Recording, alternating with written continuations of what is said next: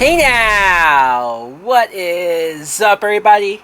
My name is Mike Brown, aka Review King MB, and I just got back from the theaters after seeing Candyman.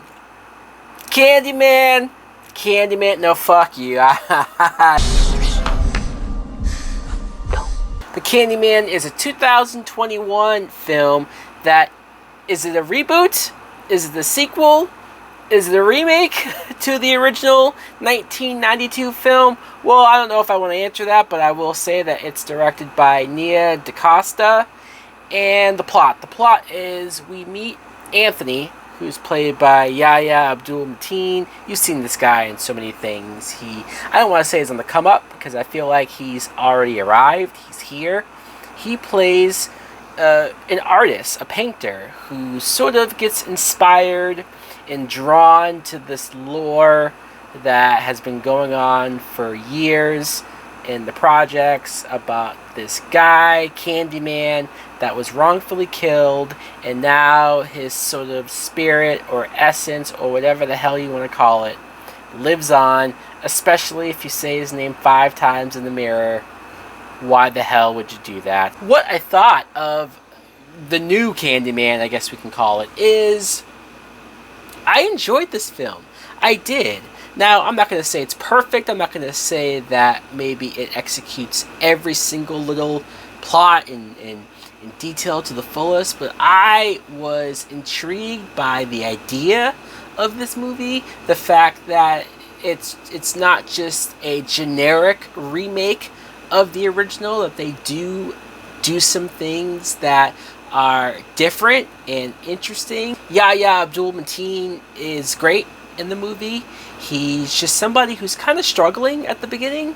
I mean, let me just say that I appreciate seeing black actors, black characters who aren't gangsters or thugs or, your typical stereotypes. You're seeing them as painters or artists or people that go to those art exhibits and try to sell their work.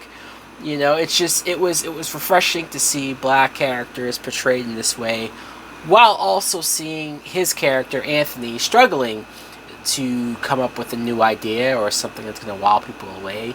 Him getting roped up into the story of Candyman and how he sort of becomes obsessed with it.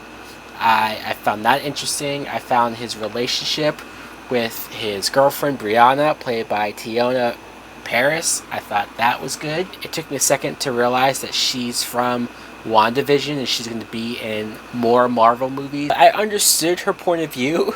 I did. So many of these movies, when you have a character and their girlfriend or spouse is not believing them, it makes me not like them and it's annoying. But I understood why she didn't believe, because of how crazy all this was. You're definitely seeing the Anthony character act weird, do some weird things. Coleman Domingo, who is an actor that I think I first saw in Fear the Walking Dead, but man, he's really good in this movie. Especially in the beginning, I liked where his character, like who he was and how he was connected to the lore. The horror of the movie, it works on your basic levels. It's bloody, it's gory, but it's not too gratuitous, it's not too in your face. I do think that they purposely had Candyman in it sparingly. They don't overdo the Candyman stuff, and I think I did maybe want to see a little bit more of him, but it was more of the social commentary and the police brutality and the racism themes that I know you're going to have some people say that they're either sick of it or they have white guilt towards it or whatever the case is, but I think that's some of my favorite parts of this movie, just as far as, Candyman itself. Yeah, it's creepy, yeah, it's messed up, and yeah, it'll probably scare the right people, but I was always more scared of things that are real. And when I turn on the news, when I look outside, hell, I've experienced, racial profiling from cops.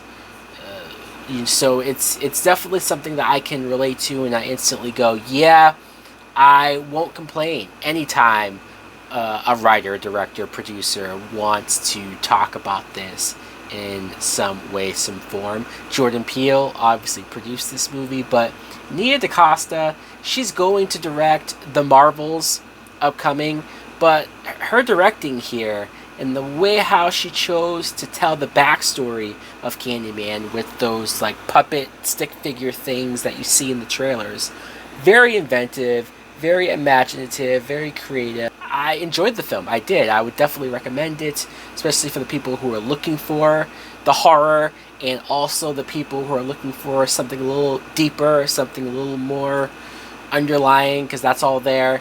I would give this a really good date movie. So guys, let me know in the comments below what you think of Candyman. Did you like it? Did you enjoy it? Thanks for watching. Like, comment, subscribe. Later!